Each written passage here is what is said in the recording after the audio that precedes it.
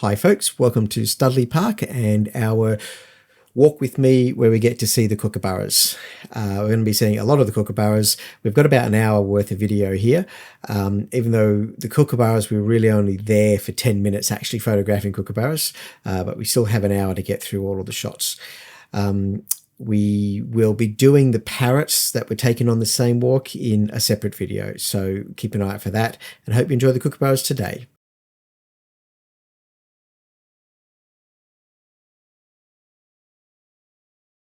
Today we're in Studley Park on the edges of Melbourne, on the edges of the CBD.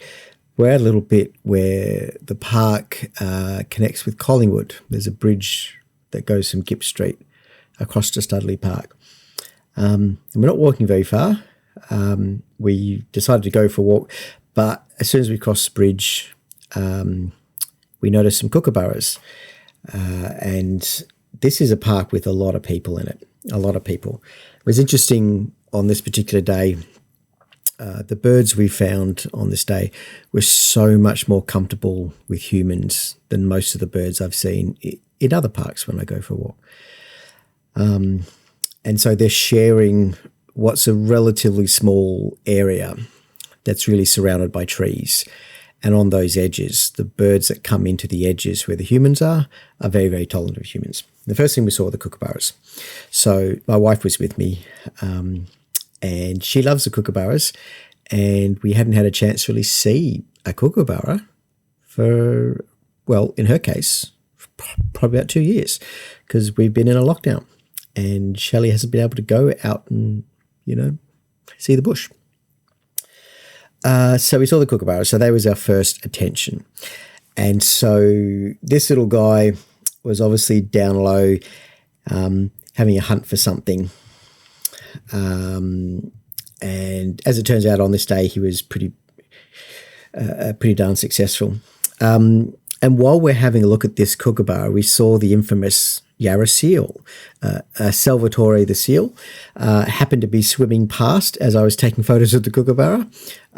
So I have pictures of the Kookaburra, but all I saw of the seal was the flipper when he rolled down and went for a dive.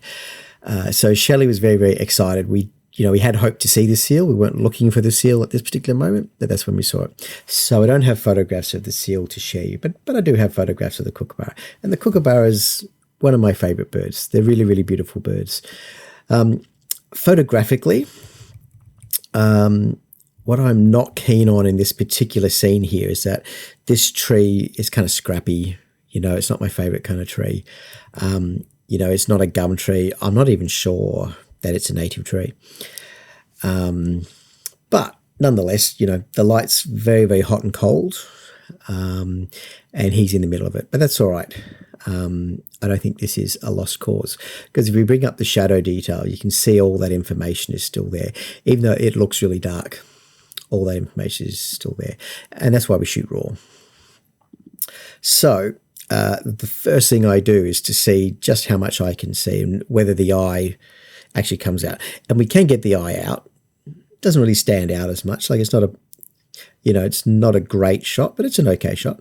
But I'm just going to bring up that shadow detail more and more so that the eye comes out. I'm conscious that I don't want to blow out the highlights in here too. You can see we've lost those highlights there. Now there we're at about 150%. So if we go in pixel for pixel, that's 100% there. We've lost a little bit of detail there, and we simply drag on that highlight tool. You can see how that comes back. And now we can see all the detail that we want in there. We get a sense of the eye is there. And that's actually not such a bad shot. That's quite nice. What I love about this shot is that he's got his little, the crest is roughed up a bit. And you can see the blue feathers on the wing. That's what I really like about the Kookaburras. We could do some more work on that if we wanted, but I feel that that's probably as far as I need to go.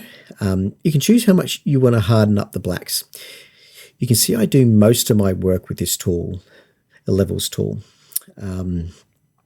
So if I were to say I wanted to bring out some of the detail on that wing, I could brush in a layer through here and just bring down those highlights even more. Not sure if you saw that. Actually, let's come in just at 100% so we can see that.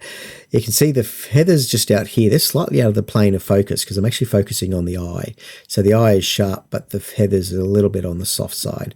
But I'm not bringing down a lot by changing that highlight. So maybe you change the overall exposure in that graded section. That will, those colors come a little bit richer. I don't want to do too much. I think that's pretty good.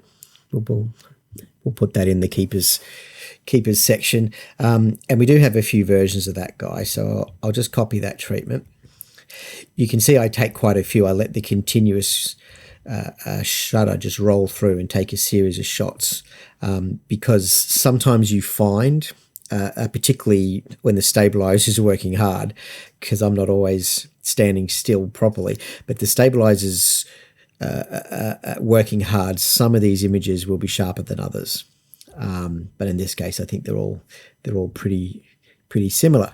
And of course, I thought to take some portrait as well as landscape. I think that's something we often tend to overlook. Now I've just got that little adjustment layer in there that I don't need. All right, I think you can hear someone's car in the background there from the apartment downstairs. Okay, so look at those beautiful eyes there. This one I prefer a bit more. I've got a little bit of catch light on the eyes. It just helps it to come out just that little bit more. And I quite like the composition there. I kind of like the length that we get with the branches running down through the shot. So that one's a keeper for me as well. I really like that. And I'll have a few of those, I'm sure. There we go. He's got a slightly tilted the head. So if I want, I can put those two side by side and just have a look at the two. One of the reasons I take so many shots is because you never know when a slight change in pose is going to give you something just that much better. And even here, the catch light in the eye has come up much stronger just here on the right. The catch light is better for that. And just that, the presence of the eye, particularly with this particular bird, the eye gets very easily lost in the scene if the light's not just right. So that's one I prefer just a little bit more than the first one. So there we go. I've got those two side by side. So I took a few of those. So I'll go back to there and copy the treatment so I can use that for the next one as well. So there he's moved his pose again. You can see he's certainly got something in mind for lunch down there. And indeed, in the time that we were there, we saw them catch a couple of skinks. They did all right. And the detail in the feathers is slightly better in the plane of focus. There's so little focus with these lenses.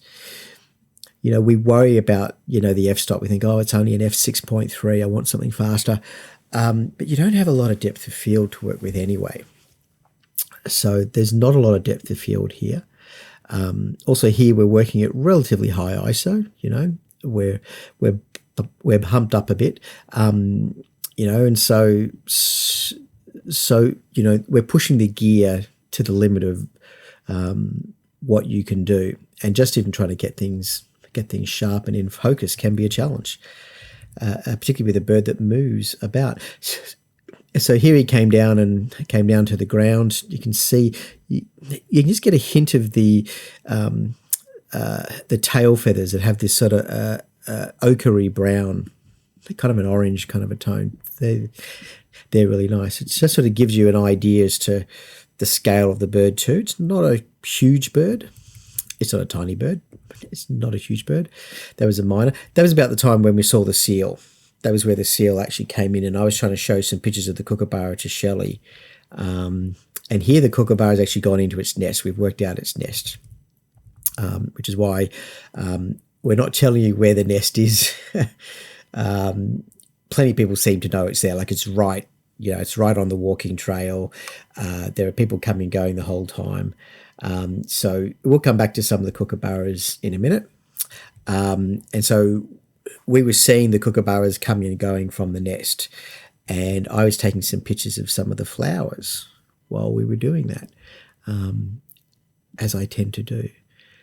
And so if we have a little look here, bring down some of that dynamic range, because we have a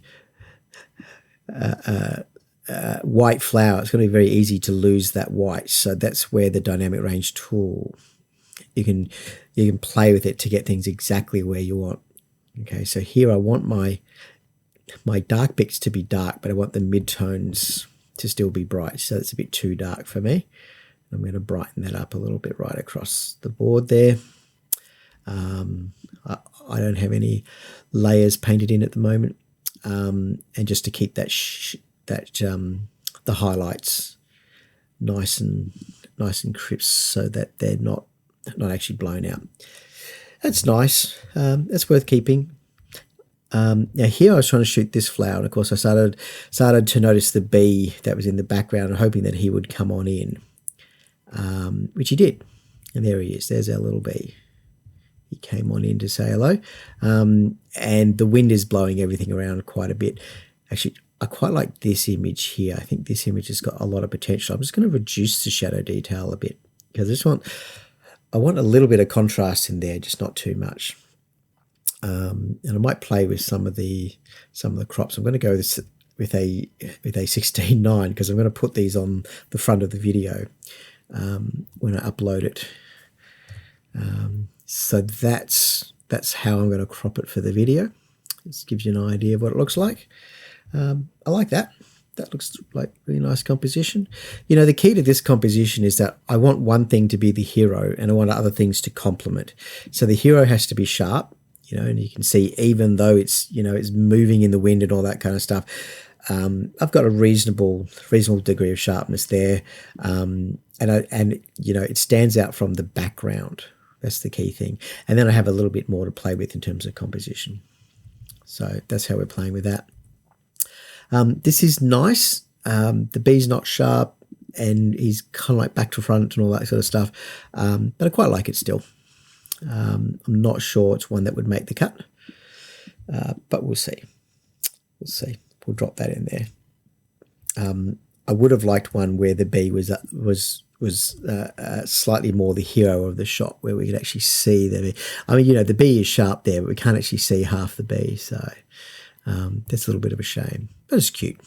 It's cute. It's a lovely moment. So do we have any better? No, I don't think so. Oh, that's right. You can just see the bee heading off in the background there. Yeah, let's go backwards. So let's go forwards. So here, in terms of composition, I think I'm enjoying this composition a little bit better. I often do prefer the portrait compositions to the landscape. And I'm just going to put in a gradient here and just sort of drop down the exposure on the lower bit, because it's just sort of competing with my attention up here. So that's all I've done. I've just sort of darkened up that little bit down there. That gives me a slightly better balance between the dark and light. Maybe I like that one even more. Bring that treatment through. Oh, there's our bee again. He's still there. I'm just going to take the treatment from that one and drop him into there. Now, is he sharp? Sharp enough. Sharp enough. So that's not bad. Don't mind that. The problem with the 16:9 crop is that I lose these nice curves down here. I kind of like that with the 4/3 crop. That works really well. I don't like the 16:9 quite as much on this particular composition, but it'll look good on the video. So that's one I'll probably use when we put the video together. And I'll keep a backup of this one as well. So a different frame, that looks good.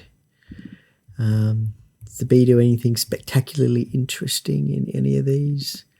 Not really. I mean, he's nice as he goes about his business. Here we go. I've got another one. I think that must have been where the bee headed off. Now, here's one I really like. Again, the challenge of composition, I'm trying to get a shot in a fairly chaotic scene. So there's our scene. Just let the capture one, catch up on the rendering. It's going to bring down the shadow detail a little bit and the midtones a little bit. Doesn't need to be quite so strong. And I like this little guy here is kind of the hero, the way he kind of like fans out. And I know these are weeds of some sort, but they're pretty weeds. And I like the way they're catching the light. The other thing I could do is play with some of the vignetting. So just to darken up those corners, you can see how now the hero of the frame, this little guy in here, comes out a little stronger. And I kind of need to come off a little bit. That saturation is a little bit too much there. The greens look a little bit hyper, and that's not what they're really like. So there we go. That's quite nice. I like that one. So there's a couple of versions of that one too, where I've played around with how to compose, because he's my hero, but I want all that chaos. I want that sense of the, peering through the flowers and the way the light's capturing it all, the way the light's catching on the flowers and coming through the petals really works for me. So, yeah, there's a bunch of weeds. Don't they look nice? Got to keep that one too. I don't know why I like that one a little bit more. Here you go.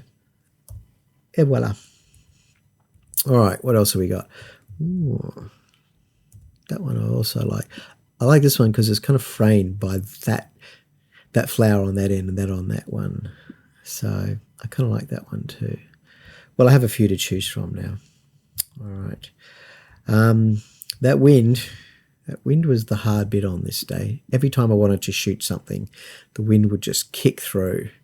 And I'm just going to put the saturation back to normal, back to 0, just until I get all this right. So you can see the highlight control is very important in this kind of scenario.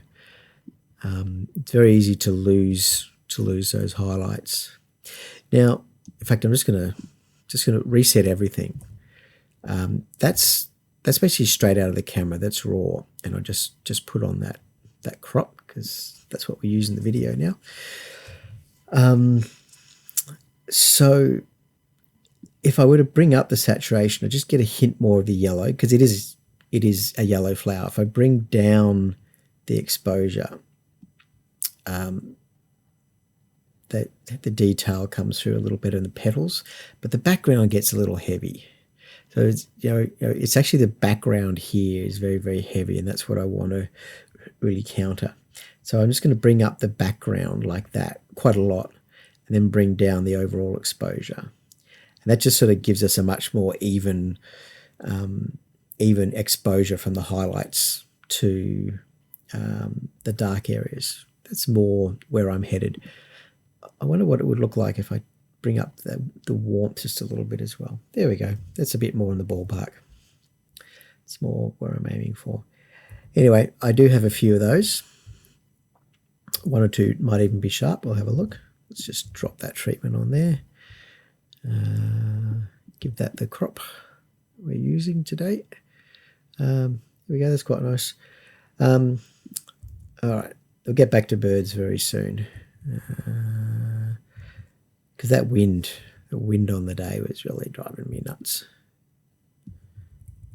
Made it very, very difficult for little flowers. Trying to compose when your flowers are actually moving around is not great. Trying to get a focus lock is not great too. Okay, so my wife was paying attention to the kookaburras and waiting for the kookaburra to come back, and I was taking pictures of flowers. As always, the rainbow lorikeets, they're always around. They're never far away. And these guys were just sort of pop by to say hello. And that was nice. They were making some very, very interesting calls. They had a lot to say. So you can see that there's not much of my frame actually has the bird. I do have enough pixels to zoom in and see some detail. But obviously we prefer birds to be a little bit closer. There's always the problem with birds. They never get close enough. Here he came in a little bit. You can see the sky is underexposing. Put the wrong slider there. The sky is underexposing my shot, so I just bring up that exposure and you can actually see what's going on. Got a fair bit of room to move in the raw file if you need to. Not the sort of shot I would probably keep, but you see a pretty coloured bird and you start taking photos. And he was in this bush over here, and then while I was paying attention to that guy, the kookaburras came back. And I say kookaburras because there was more than one. And the reason they came back because they were actually feeding their brood in the nest. So let's have a little look at this guy. He's mostly in focus. You can see he's actually, the beak is sharp, but as soon as you get back to the feathers at the back of their head, that's out of the plane of focus. You don't have a lot of room to play with. So let's bring down those highlights. Look at all that detail come back. That's nice. And we're going to just bring up the midtones so we can see a little bit more in the darker areas, and then drop the overall exposure accordingly. So maybe I didn't need to bring up those highlights as much, but yeah, they're needed. All right, so there's our kookaburra. There's his lunch, which he's going to be sharing with the family. A lot of detail in that kind of shot. And I know that there are people who have the kookaburras come and land on their porch and their balcony, and so to get close to a kookaburra might not seem all that special. For us, it's kind of special. We don't see the kookaburras where we live, and they're wild birds. These are wild birds, and that's really wonderful. But they are good at tolerating humans. You see there the eyelid, the second eyelid is basically covered over. It goes over and keeps things moist. So I've got a few to choose from, and I can simply drop in that treatment with any of these. So one or two of those is definitely worth keeping. That branch cutting across is obviously not ideal. And of course, I'm also aware that I need to be careful that if I move, that I could change the scene and startle things. And also, sometimes when you refocus, you get the branch instead of the bird. That happens quite a lot. Anyway, he's jumped off into the hollow, and that was the end of lunch. That was a quick little hit. And then he came and landed right next to us. So my wife was taking photos of the kookaburra with her phone. They were very good. They were very, very good. I like this scene. I like the intimacy of this scene. I like that he's kind of like slightly hidden behind the bush. You can see the clarity that, when you land the focus in the right spot, it's so clear and so sharp. And then by the time you get to the top of the head, you're already out of focus. You don't have a lot of room to focus. So I've just dropped on the previous treatment, and it's a little on the flat side because I've brought down the highlights and I've brought up the midtones. I've done everything. In fact, if we just show you the before and after on that. So that one, I'm going to, without treatment, I'm losing the detail in the highlights. But once I bring it all back, it feels kind of flat. So we're walking this tightrope between what looks good and actually being able to see the detail. And I don't like to blow things out. Here, the raw shot was basically blown out, and that's not my jam. Now, if I come back on the shadow detail, so the midtones, if I drop the midtones and bring up the overall exposure a bit, you can see the difference there is you're just basically pulling back the highlights is all you're really achieving. So the character of the light is really defines this shot, but I like it anyway. I like this scene. I kind of want to see the tip of the beak a little bit. It's a little bit. I wish the back of the head was behind the branch rather than the tip of the beak. Now, is he still sharp? Okay, so that's still sharp in there. So maybe that one we get a little bit more of the beak. So if I just basically start from scratch again, I can drop the overall contrast.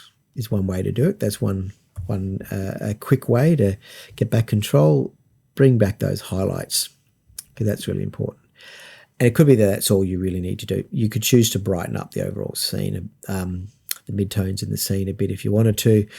And then the key is that if you're going to do that, just sort of harden up the edges of the blacks a little bit. And so what's the before and after on that? Relatively subtle. But that's the thing. You don't need to do a lot to most of your photos. I think it's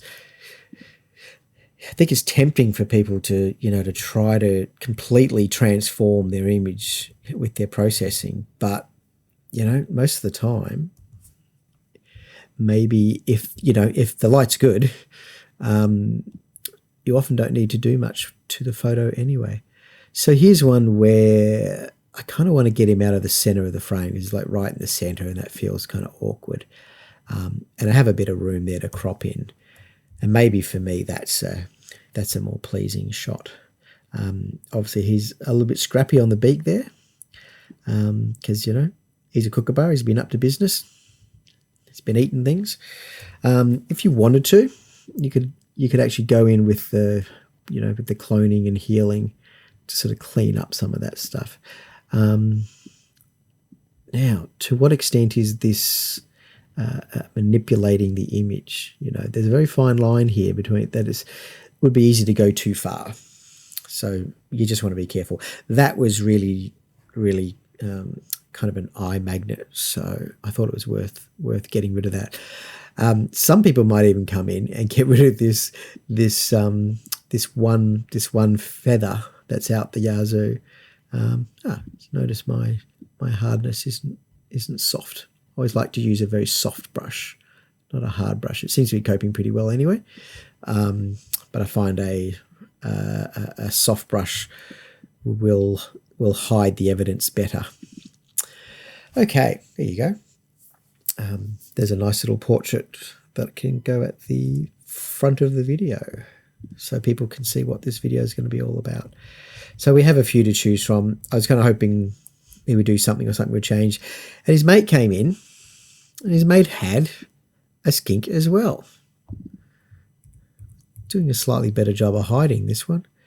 And I was, I had a whole bunch of stuff in front. I was actually trying to shoot through a fair bit of stuff, but the light gets through. I'm thinking this is the female. I need to find out the proper difference between the guys and girls.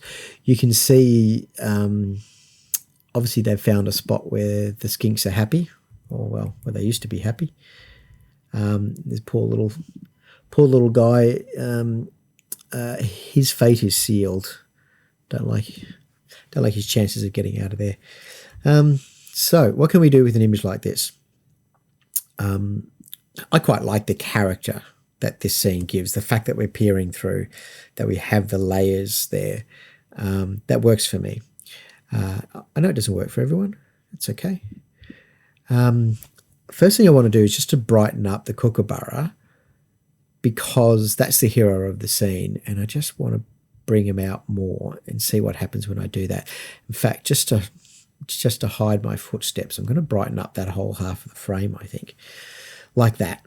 So go back to the background layer, and now I can harden up the blacks only in the background layer.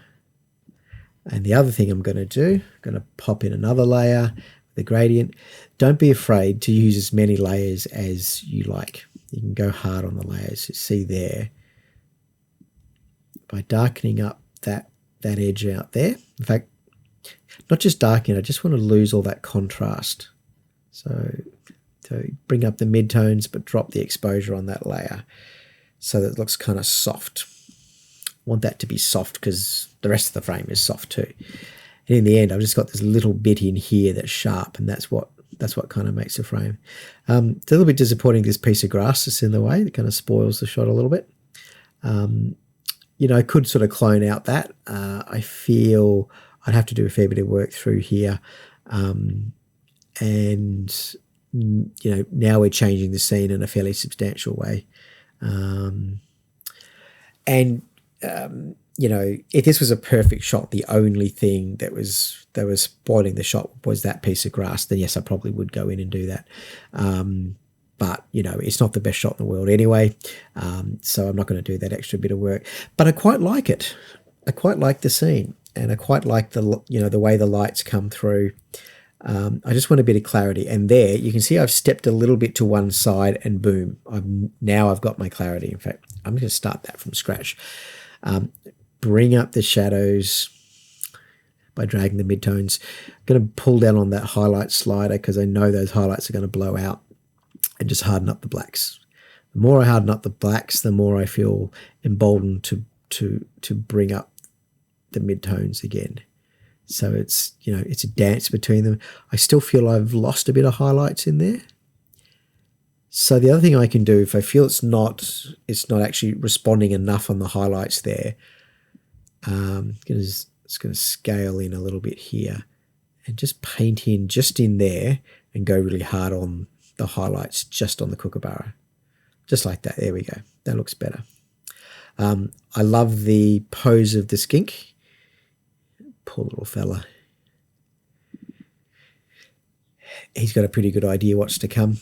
And actually, perhaps what I'll do, I'll just drop in a gradient here. So I'm going to drop in a gradient. So there's my gradient, but I'm also now going to erase, and I'm going to rasterize some of this.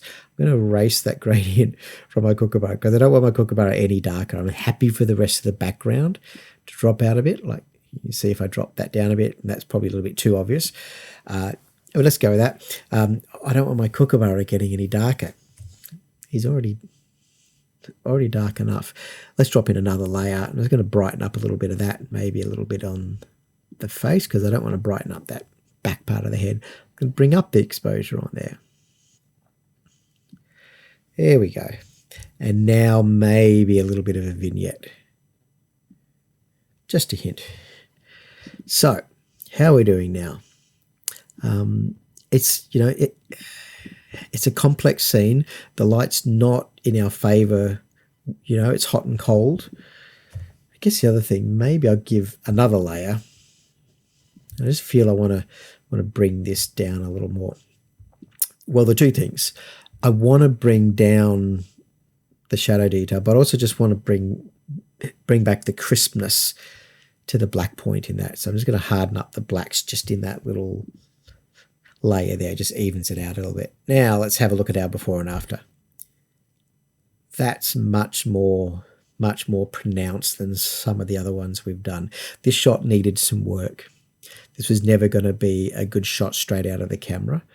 And I quite like the finished image. I'm okay with that.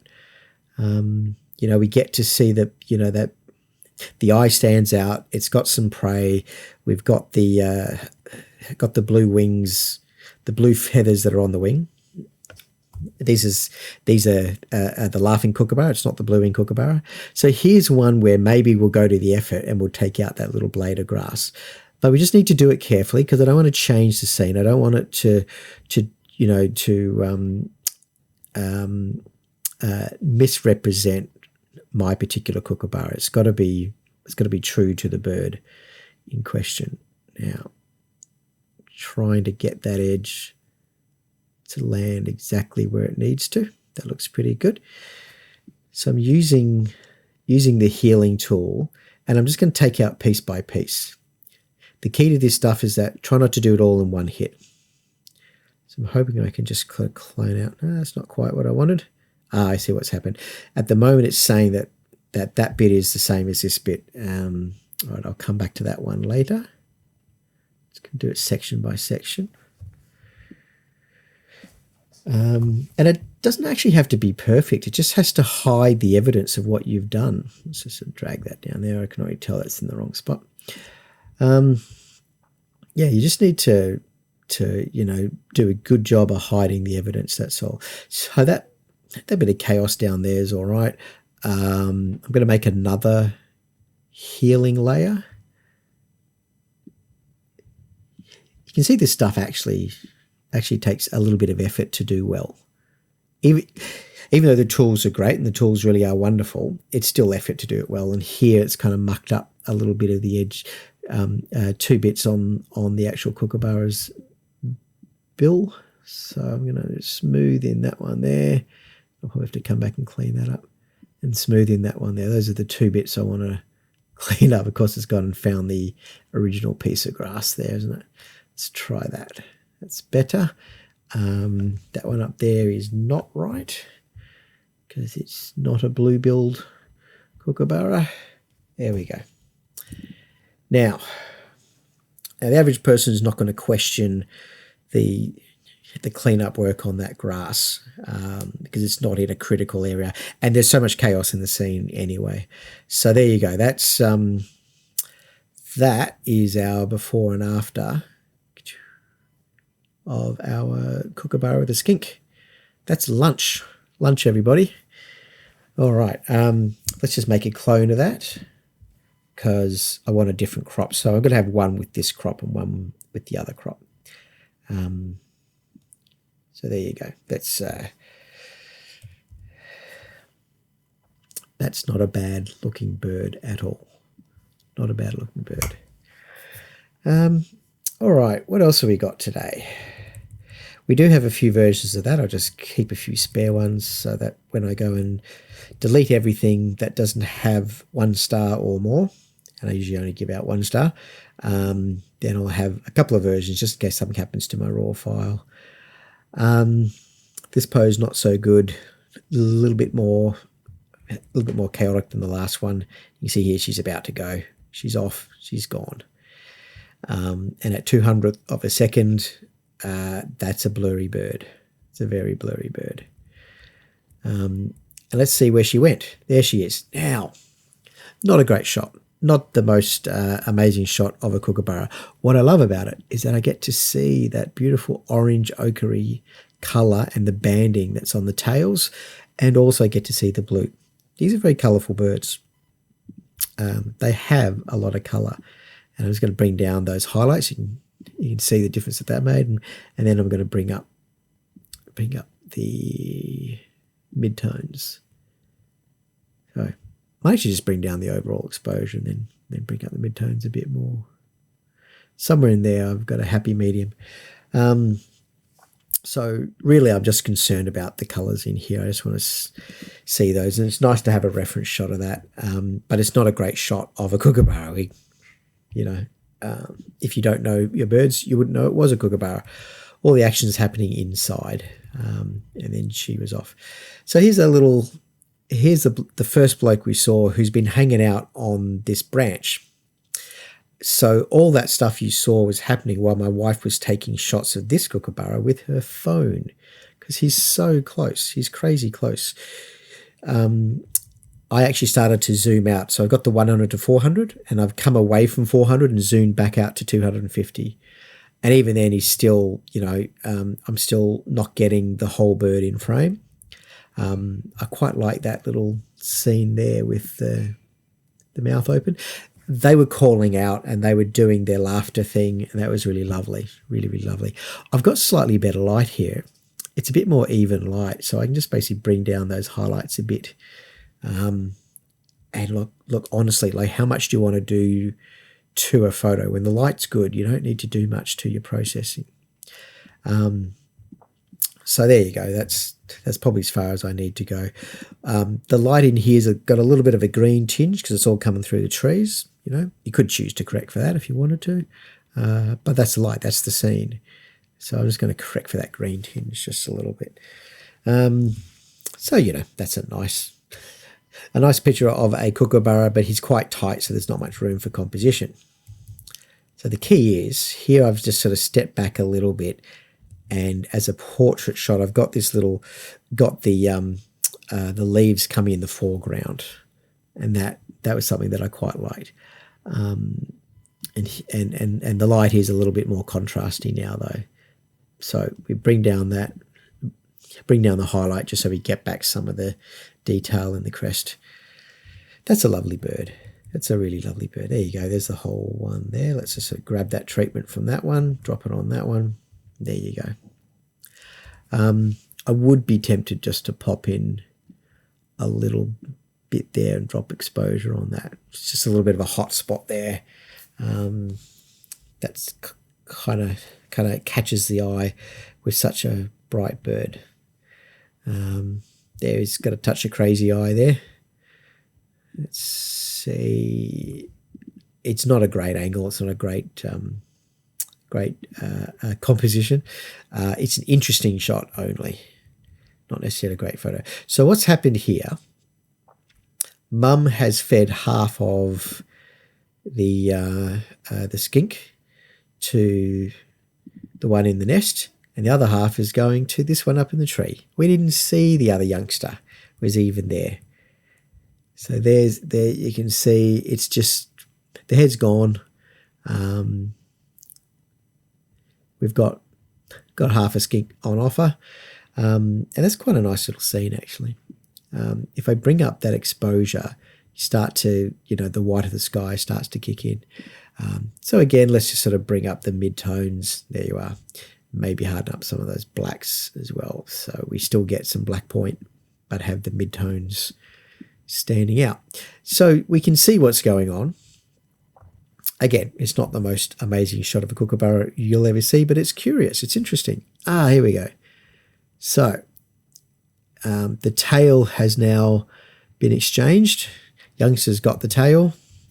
Mum's got the mid part of the torso. And there we go. The snack is complete. Before and after. Ba-dum. He's got it. It's an okay shot. It's a lovely moment. As a photograph, I'm in a fairly awkward angle. And there you go. The deal is done. The exchange has been made. Let me just grab my treatment from that one. Here we go. I think that's got an adjustment layer in it as well. So when I paste it in, that'll come through. What have I got? Let's get rid of that adjustment layer because I don't need it, I don't think. Yep, it's all the way up there. Let's get rid of that. So there I've gone back out to now 124 millimeters. Feels like the blacks need to be darkened up a little bit. That's a nicer angle. I like that angle more. And you get a hint of the banding on the tail, and so that's what's really nice. You can actually see the feet, get the tail, and the eye becomes something of a hero of the frame. The eye is really, really strong in that frame. The stronger your eye is, the better when it comes to wildlife photography. So I'm just going to bring that down with a layer. There you go. That looks nice.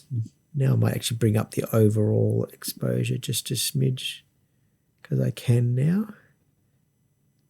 Make it a bit brighter. And there we go, right. I got my dynamic range there.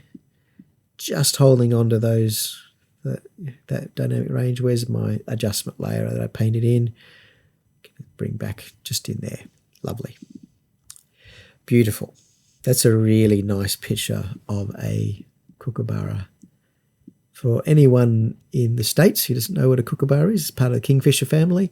They're very well known in Australia because they laugh and they make these calls in the bush. And this one indeed is called the Laughing Kookaburra, and up north I've got one called the Blue Wing. And the Blue Wing has a very different call. Also really cool, but a very different call. So the Laughing Kookaburra was kind of the soundtrack when I was growing up in the Dandenong Ranges, not far from Melbourne here. All right.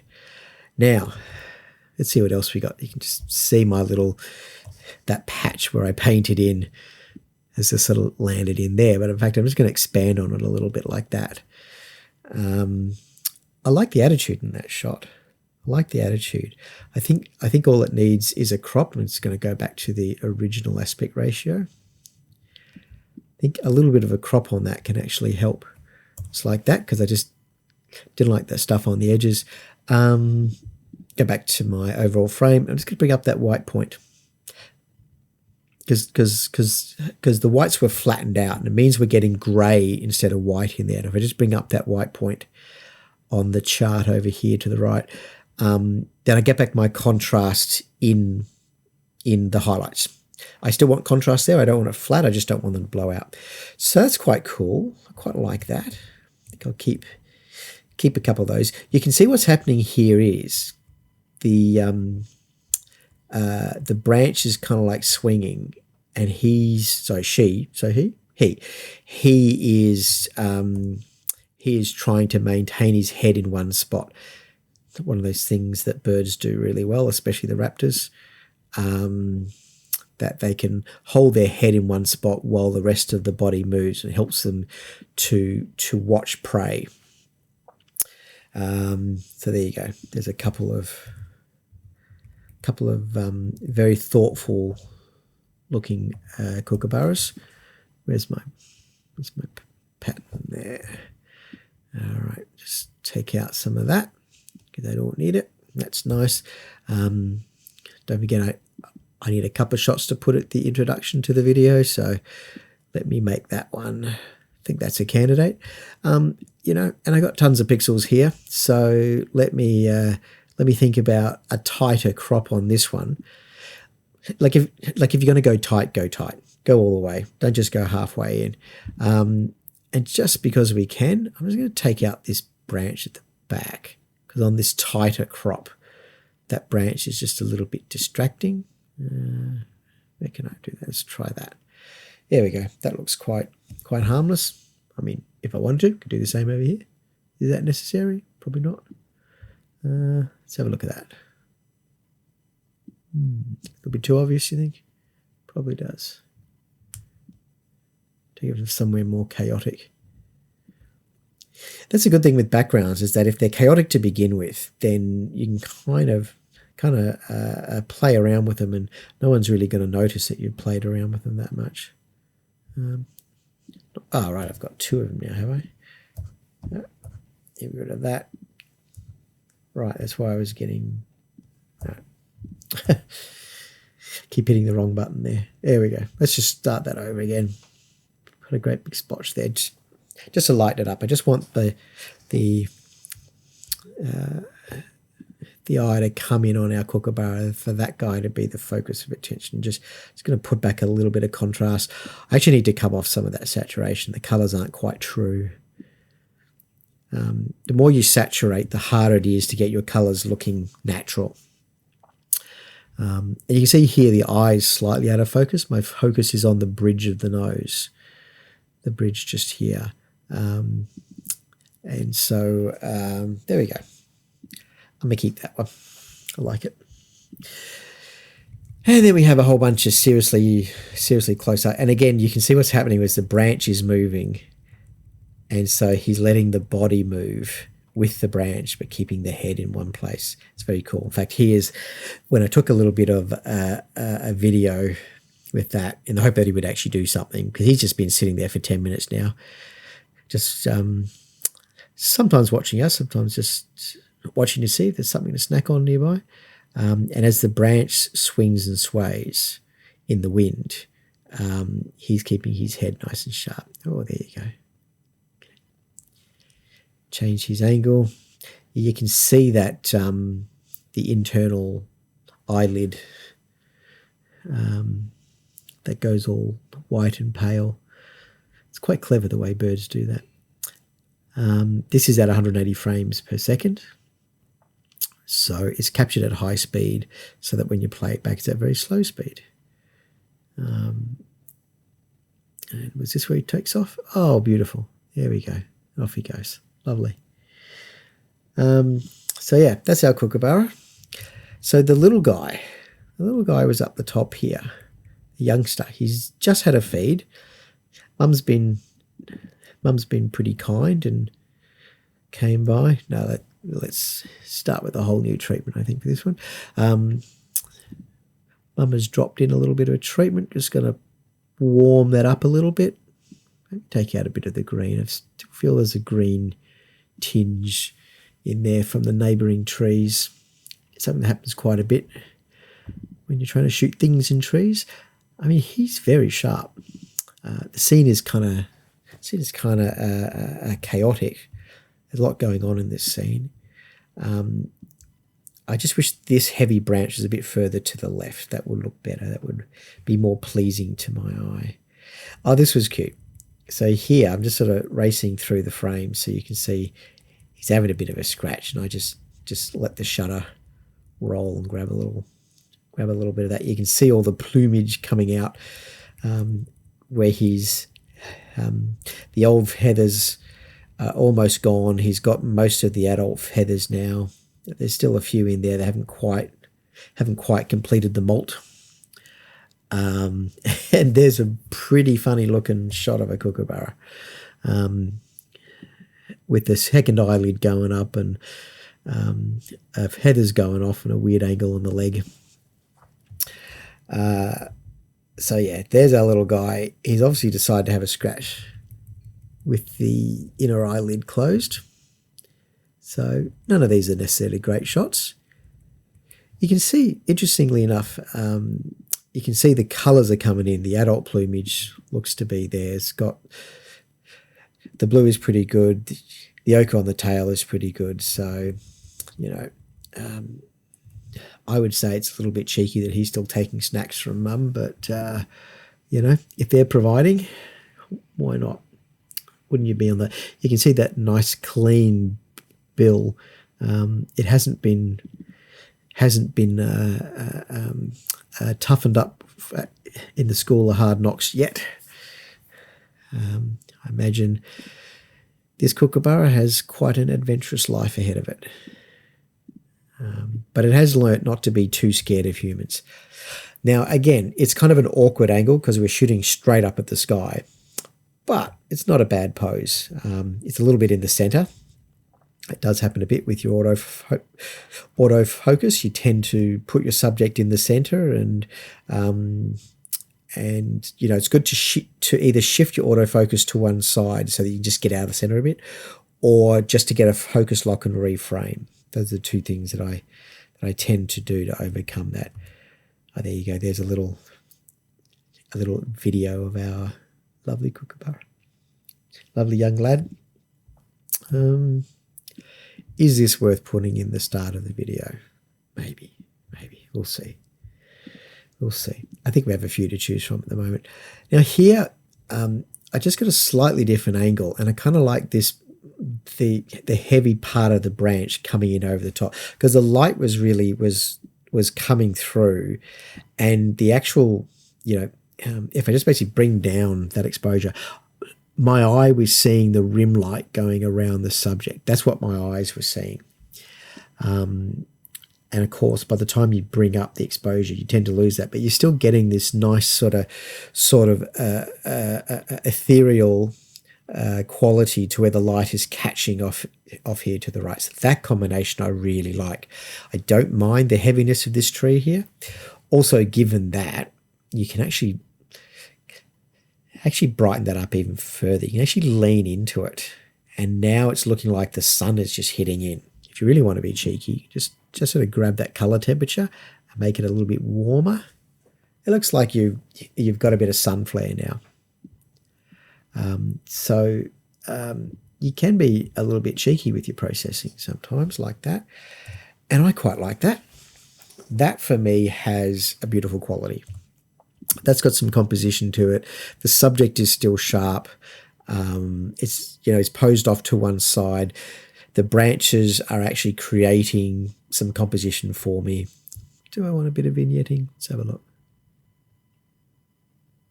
A little bit of vignetting there, and then I'm gonna just bring up the overall exposure, just really to lean into that brightness. Like this scene to me feels like it's drenched in sunshine. Might even warm up the base of that image a bit too.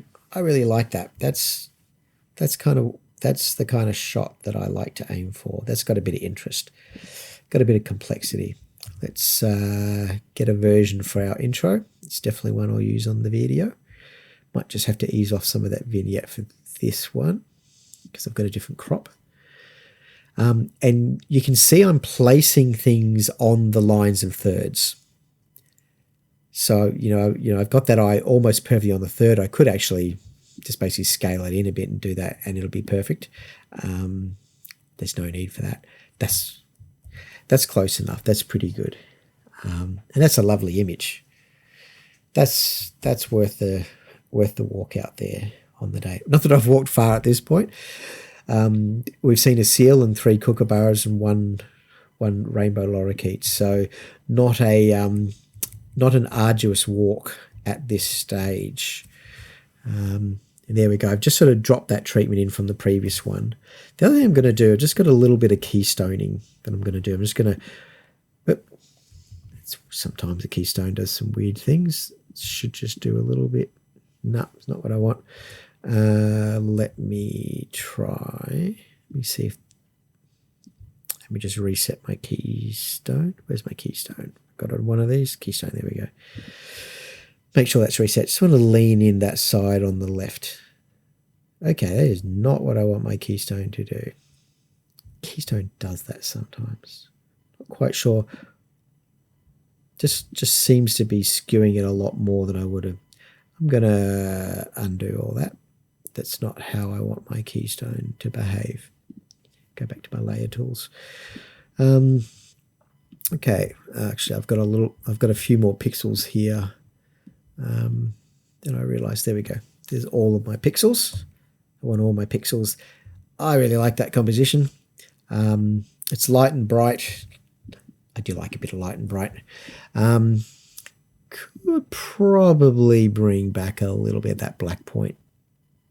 Look at that. That you can see how the definition just really kicks in once you bring it back. It's a little bit too much elsewhere. So in fact, what I'm going to do, I'm going to leave most of it untouched, create a new layer. So I've already got a layer up there for the tree. I'm just going to drop in that there, and I'm going to just harden up just that little bit in there. The more I harden that up, I'm just going to bring back the mid-tone at the same time, just to keep it balanced. There we go.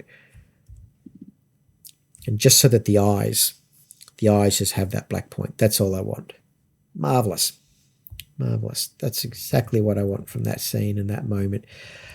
He kept on doing a little bit of cleaning, which is fine. I'll keep a couple of those as well. It's a slightly different exposure on that one.